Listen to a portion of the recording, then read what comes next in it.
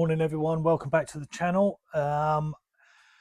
In the last video we looked at getting the gearbox back in the car over here, and I had just a couple of little bits left to do on the back of the box, get the rear bolts in. I thought I'd videoed it, but it looks like I didn't. Bit of a novice noob mistake, but never mind.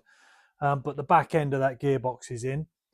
What I'm going to look at today is getting the front nose off the car and looking at changing the radiator over to a bigger cord radiator to help with extra cooling for the new engine we've got in there.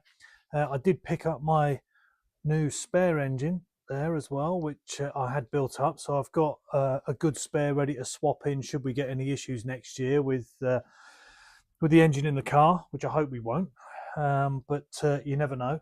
So what I'll do is I'm going to quickly just get the garage ready and get the camera set up, and we'll start getting the nose off. So I'll catch you in a bit. So just to show you, there's the rear bolts at the back of the gearbox down here. Two little bolts in there. The gear mechanism is on and connected.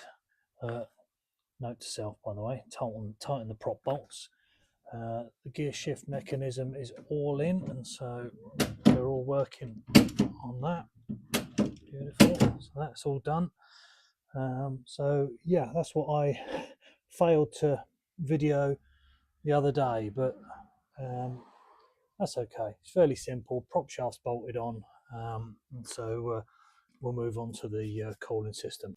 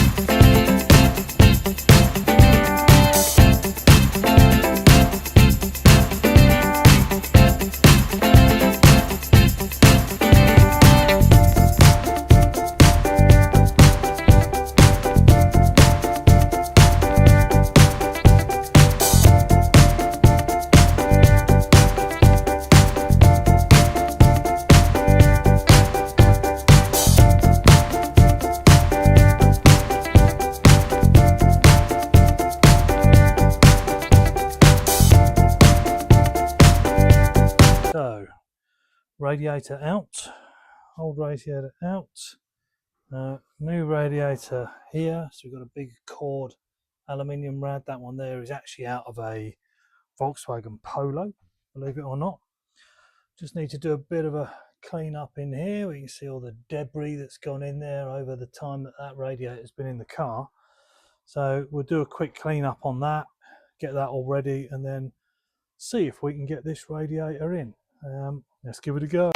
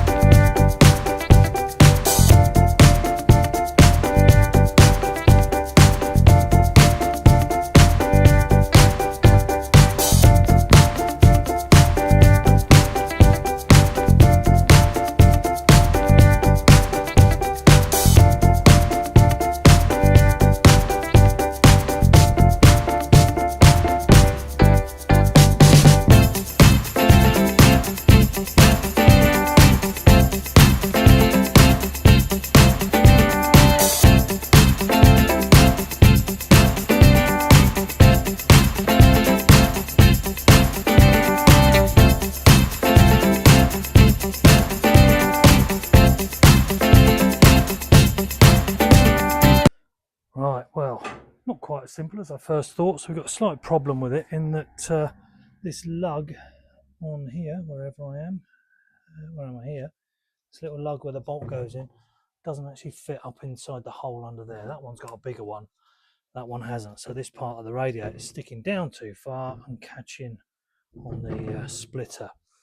So bear with me. I'm going to have to drill that hole a little bit bigger to get that to slot in. And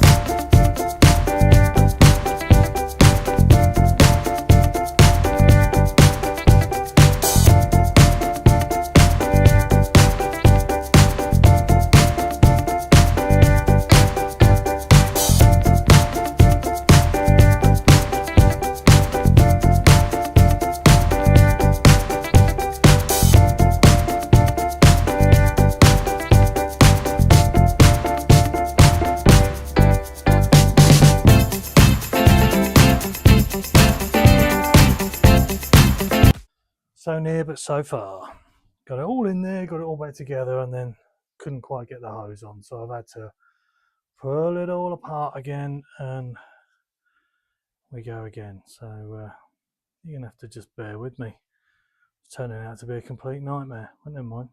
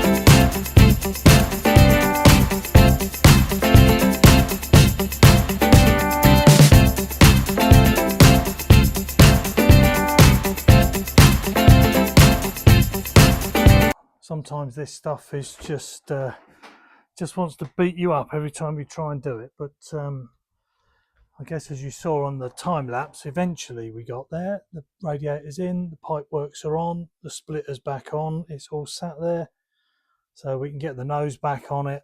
In fact, first, before I do that, I'll end up filling it with water, but I'm going to save that for another video to save you guys going through the pain of watching that anymore today. And we'll get on to that next time, but I'm really quite pleased that we've got that far, and I'll just quickly flip you around and show you in real time where we're at. So there we go, the radiator's in. Need to sort out a couple of these little bits where I've flattened the fins a little bit, and they're so brittle, but all the pipe work's back on, which actually runs, probably better to show you this side. but these pipework aluminium pipes run up the side here, so they come from the top and bottom radiator hoses up into the engine bay. You get one pop on here, there's a clip I haven't done up, and there's another clip I haven't done up which goes onto the bottom of the engine, and then this one comes round here and bolts into the back of the cylinder head. So that's all back in. I'm pleased and relieved that I've got that far, but yeah, these things are sent to try us, I suppose. So that's probably it for this video. It does remind me of some of the grief that my friends in the koi world have. Steve Perkins of Koi Services and Vince Goodall of Twisted Koi. You know, you always have the grief and what have you, and you just have to think on your feet and try and sort these things out. Jobs for next time will be getting the hydraulic clutch sorted out, filling up with water, filling up with oil, and then we should be in a position to test spin over the engine and fire it up and see where we've got to. So I'm looking forward to that. And so StevoTube 2007, I will catch you next time on the channel, and thanks for bearing with me and watching. Cheers.